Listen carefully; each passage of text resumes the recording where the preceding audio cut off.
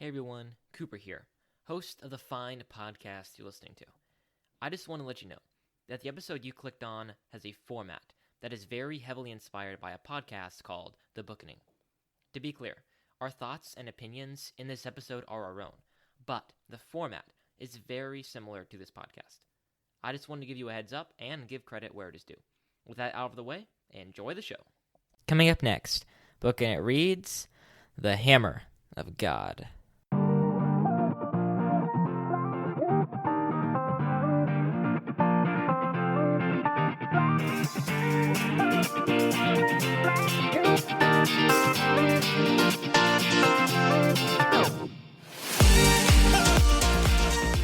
Hey everybody, and welcome back to Bookin' It. I am your humble and eloquent host, and today I'm joined by my good friend, Mr. Isaiah Redsky. How you doing, Isaiah? Hello, I'm pretty good. How about you? I'm doing good, and by the way, if you detect a change in our voices, it's because... we have new microphones. I was about to say that, but yes, we do. I know. I wanted to beat you to it. You picked a very opportune moment. So anyway, we have new microphones. Comment below if you like them better, or let us know through text or whatever way you communicate with us. Anyway, let us know if you don't even notice a change. That's right. They probably do. Anyway, you never know. We're here. We're Summer Short Story Episode 3, talking about G.K. Chesterton. His short story in the Father Brown short story serial, The Hammer of God. So, real fast, I don't know, did you have any baggage at all with Chesterton or with this story that you wanted to share? I think we'll talk a little after this about, like, CC short stories.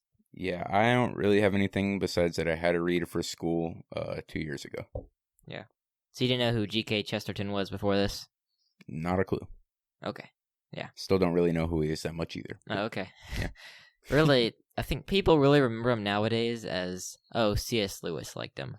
Like, that's kind of pretty much what he's remembered for. I mean, I think that he was, like, a Catholic, a little bit older version of C.S. Lewis in terms of, like, writing and speaking and stuff, but I don't think he's as, like, I don't think he's written as many theological works as C.S. Lewis and stuff like that. But anyway, he's pretty similar to him. And then I didn't really bring any baggage. I think I knew, like, the name, but didn't know much about him.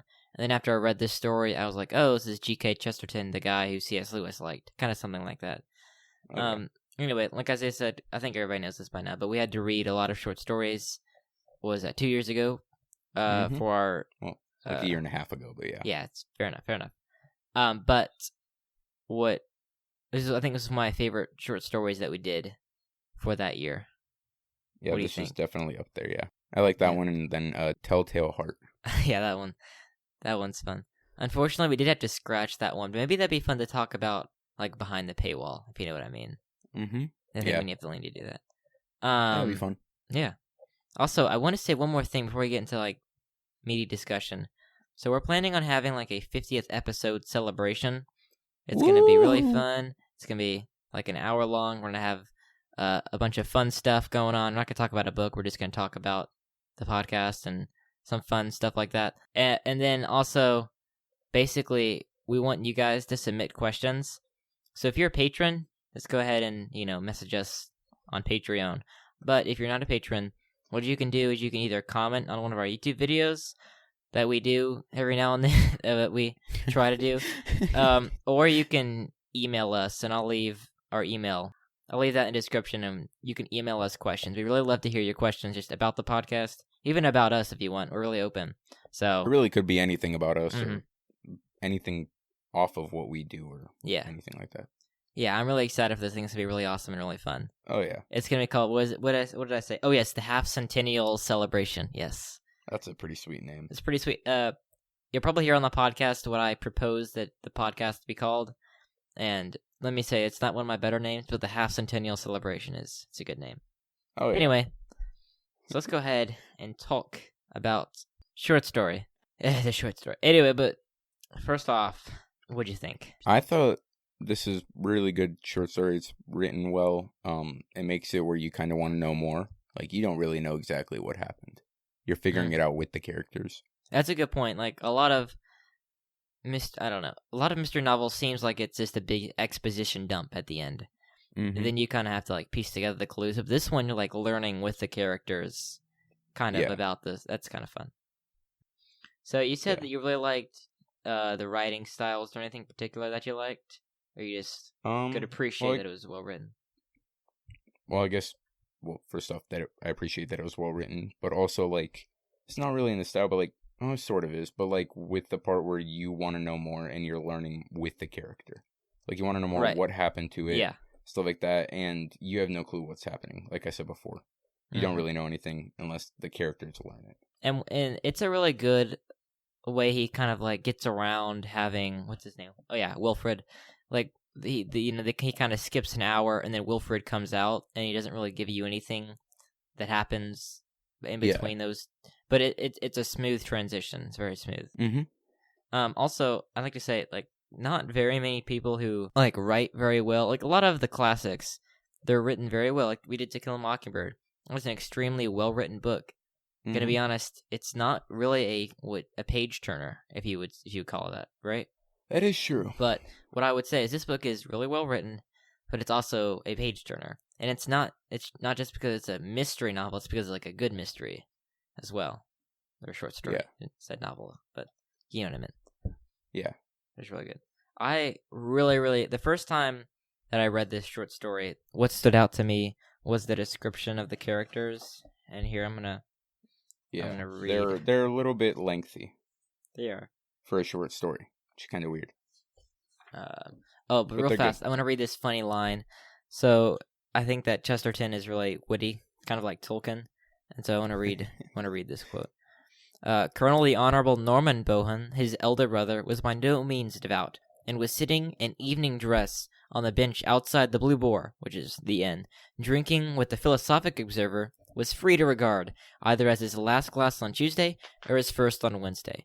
The colonel was not particular. Like, that's just kind of, it's kind of funny. Yeah, this is just kind of showing off Chesterton's, like, British wit. Like I said earlier, he and Tolkien kind of have the same thing, where it's not like your Marvel type of funny, but it's just the really dry, witty, one-liner kind of, humor thrown in there. Yeah. Which I appreciate. Mm-hmm. Like, me and my dad went and saw, what's that? Oh, the Snake Eyes, the G.I. Joe movie. I saw that last night. Last night? Yeah. Oh, we saw it last night too? Yeah. That's fun. Well, anyway, we went and saw it, and, like, the funniest moment in there, which is not funny at all, is when someone, like, clears their throat and says, "Excuse me." Yeah, I know. In, like, a scene. Like, that's and it's terrible. Yeah. But, like, the humor is, my dad laughed once or twice in there, and I was just kind of sitting there as a critic, shaking my head sadly. And my dad was like, "That's humor." Like, he does that when he laughs and I don't, and the movie goes, "That's humor, Cooper." And I go, "Yeah, but like, it was, I couldn't even, like, academically appreciate it. I just say, okay, I didn't laugh, but, like, I appreciate that. Like, I appreciate this humor." Yeah. I could give a dry chuckle to this, like a, Yeah, I kind of did that a couple of times, but yeah, that movie, well, the movie was good itself.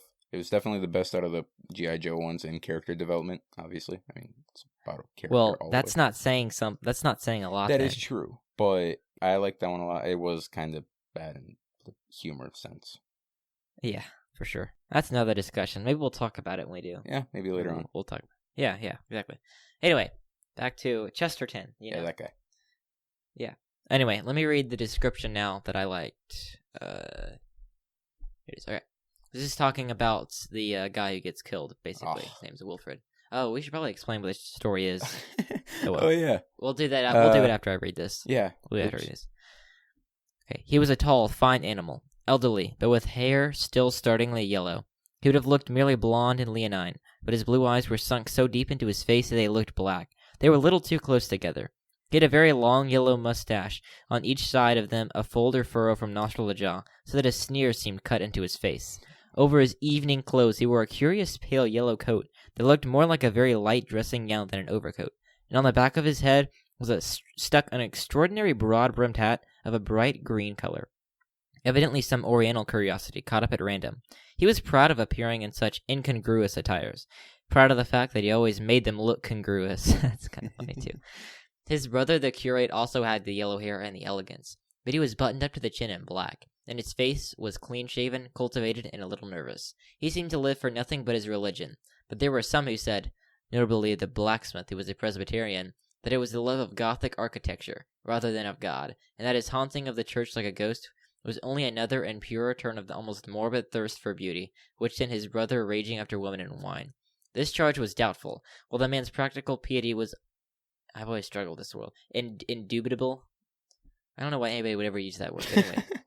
The man's practical piety was indubitable. Indeed, the change was mostly an ignorant misunderstanding of the love of solitude and secret prayer, and was founded on his being often found kneeling, not before the altar, but in peculiar places, in the crypts or gallery, or even in the belfry. So sorry, that was kind of long. Yeah, that's But a what I liked long about that- description for a character in a short It is. story. It is, but it really digs in. Hey, it's better than Snake Eyes. It But is. anyway, Yeah. well, this is discussion for another episode. But basically, what I liked about it was the fact that it really, really gives vivid imagery on what they look like, and not even what they look like, but who their character is by their description. Like it said that what was the other guy's name? Norman. It said that like was it is it a smirk or a scorn or something was like cut into his face? Oh yeah, how his mustache was and made it look like he always had a smirk. Basically. Right. Like that's awesome. Yep. And then the other guy said that he was clean shaven and he seemed like almost nervous, and stuff like that. Like that's just really good. Yeah, but it's really good character development as well as good description and stuff like that. Like I guess Stephen King said it, but he said that everybody needs just one thing, one big description to like stick on somebody, right? Mm-hmm. Or one main thing. But Chesterton is kind of weird. He doesn't actually do that. He doesn't give you like the one detail that sticks out. He just gives you a lot of details, but they kind of all work. Like at the very end, my favorite line in that was when he said, the colonel was very fond of wearing incongruent attire, and it made it. He thought it made him look. That he was proud of making it look congruent, or something like that. Right, which is it's also funny, but it also elaborates more on the character as well. Yeah. Anyway, we probably should explain it now. Oh yeah, you go ahead. All right, so basically, this story is about two brothers, Wilfred and totally just forgot his other brother's name. Norman. Yeah, Norman, that guy. And well, it's more about Wilfred, but Wilfred is like supposed to be this like very godly person. He always prays all the time. Supposed to be sort of he's very pious. Yeah, that. And then his brother is supposed to be basically someone like just who is always drunk and doesn't really do anything to help his life. And the story basically starts out with introducing them, kind of like with the descriptions like Cooper just gave one of them. And then starts off with Wilfred talking to his brother about how one day, if he doesn't like repent of his sins and like stop drinking and actually turn to God, he's gonna be struck by lightning from God or something like that. Which is foreshadowing. Yeah, except there wasn't lightning, but yeah. Yeah, right. It was the hammer of God. Yeah. Then Wilfred goes into the church and sees this dude is supposed to be like completely crazy and like doesn't really think straight or anything like that. Praying, which kind of surprised him. And then after that, you don't really know what happens for an hour and a half. Then he wakes up, hears that there's some like news or something he's got to go see outside. Or not wakes up, like you kind of figure out what happens again. Comes out of his trance. Yeah, that. And then he goes outside and sees his brother dead on the floor. But he wasn't really just like it was a very gruesome image apparently. I mean, okay, he was wearing a like the green hat he was wearing that they said was supposed to be like from armor or something like that. Or like some type of more it was like a metal hat. It lined in steel. Yeah. It was lined in steel, yeah. Well, the hat got burst into bits. His skull burst into bits and literally made marks in the floor. Yeah. And then there was a teeny little hammer next to it. So, yeah, I don't really know how that would work, but yeah, he found them dead with the bloody hammer next to him. And then for most of it, they're trying to figure out who did it. Because he was dead in, like, the front yard of, like, the blacksmith or something like that. Right? Yes. Yeah. He was going to see the blacksmith's wife. Yes. The blacksmith was out of town. Yeah. And then they're talking about it, trying to figure out like who could do this, because nobody had enough strength to be able to do that. And then, the blacksmith somehow walks up magically, is just there. The only person who they thought could have done it just appears, basically, Yeah, he's walking home from somewhere. Yeah, like, what timing? They're talking about how the only person who could have done this is a blacksmith, and he just starts walking, and then they see him walking down the street, even though he's supposed to be out of town. But then they're talking to the blacksmith, and the blacksmith basically proves to them why he couldn't have done it, because he had many witnesses where he was the whole day. And then they're still trying to figure out who did it, and then someone, can't remember who it was, said something about it being like how nobody has the strength to do this, and I think that they said they thought it was like from God or something like that. I think that the blacksmith tried to convince him that. Yeah. And then they still talk it over, trying to figure it out, and then discussion kind of just ends, and they're like going to talk about it later on, or the inspector is going to try and figure something out later, like figure out whatever. And then Wilfred and who was it? This one dude, I think he was like a priest or something, right? Oh, Father Brown. Yeah, Father Brown. So this is like one story in like the Father Brown short story serial kind of thing. Yes. So Wilfred and Father Brown go into the church, right? Yeah. And Father Brown takes him up to basically the highest floor and onto the balcony over there, and explains to him, like, basically tells him how how he thinks his brother died, because he was saying, like, if someone drops a hammer from here, even a small one, by the time it hits the ground, it'll be a devastating blow. Like, if I drop a pebble, it'll be almost like a bullet by the time it hits the ground, because apparently they were that high up. So then he was saying, like, you were the only one in the church or something like that, and then it kind of just cuts to another part where Wilfred is walking out of the church slowly or something like that, and it says, I give myself up, I killed my brother, and then it ends. Yeah. Yay. Alright, so now, when we did this short story, our curriculum gave us like this book with some like questions, some like deep thought questions. So Isaiah, yeah, very deep. We're gonna ask some of these, alright? Oh yeah. Let's just pick one since we're trying to keep this short, alright? So I'm gonna ask all 5 of them. It's okay, I'll just ask all 5 of them, and then I have you them just in pick front your of me. favorite. Oh, you do? Okay. Well, I'm gonna read them out loud anyway for the listener. Okay. Is it hard for you to watch people who seem to face no consequences for their actions? How do you respond? How do you think people want life to be fair? What do you think of the blacksmith's explanation? Was it consistent with the Bible? Is it different for God to use humans to deal out judgment and for men to play God? By the way, that Discuss. was 2 different questions. Letting you guys know. Yes, right. Who is the greater sinner, Norman or Wilfred? Explain. Why did Father Brown let the murderer decide his own fate? Did he know what choice the murderer would make? If so, how? What is this story's point of view? How might the story be different if, for example, it was narrated in first person? I like number 1 and number 4, so I'm trying to figure out between those 2. You want my opinion? Yeah, go ahead. Number 1. Okay. So, Isaiah, is it hard for you to watch people who seem to face no consequences for their actions? How do you respond? And why do you think people want life to be fair? Yeah, it's kind of hard for me to watch people who, like, did something that I know was wrong, and then them literally not getting any consequences or any punishment, nothing. Yeah, how I respond to that is sometimes I don't know, I get angry or say something. Most of the time I just kind of keep it to myself. Yeah. Yeah, but yeah, I get angry. Isaiah gets angry. Yeah. No, I agree. Honestly, like, I get really frustrated with these kind of people. Mm-hmm. Like, these kind of people make me mad more than most. Oh yeah. Most anybody. And then at some point I just feel sad for them. I'm like, someday you're gonna just get slapped in the face, metaphorically or physically, and you're not gonna know what to do. You're gonna just feel it. And and I guess that should make me like more sympathetic or like try to help them, but I don't know. Mm-hmm. Yep. Well, I guess we got to answer the final part of it. Why do you think people want life to be fair? I mean, we understand that, like my dad, as my dad likes to put it, the fair only comes once a year. That's mainly when I'm but life like isn't fair, so I don't know. Get over it. Yeah, it's never gonna be fair, but that could be why people want it to be fair. Like, Because, I mean, everyone wants to have an equal But chance. why do people? Yeah, everybody just... They want to be everybody... equal, Yeah. I guess. I don't really know how to I explain mean, and it. also, I think that sometimes it can come out of something righteous.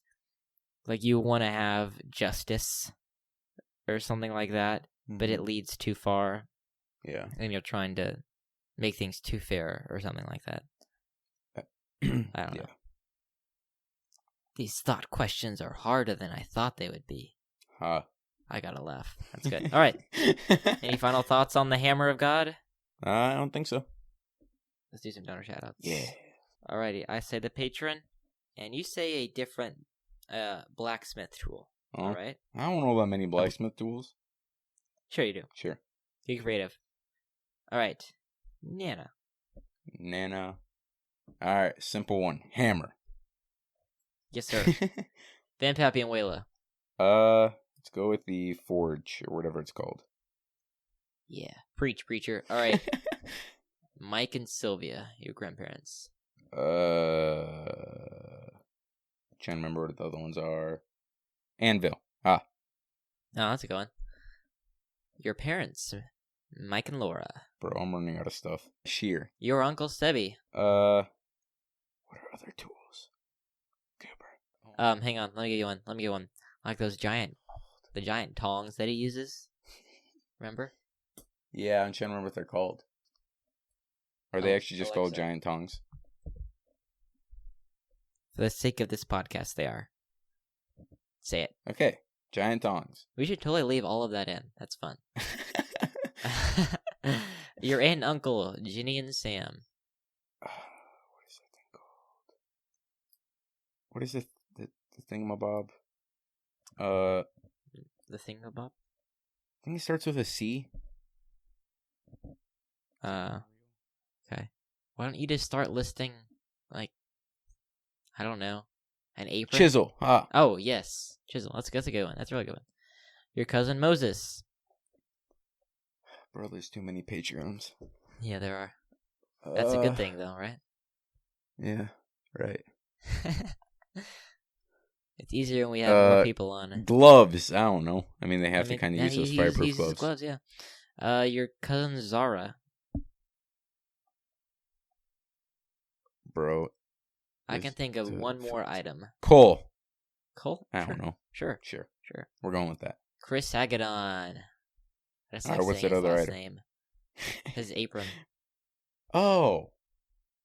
Yeah. Isn't that the such like a fireproof wow apron thing? Yeah, an apron. Wow. All right, then we have Anna.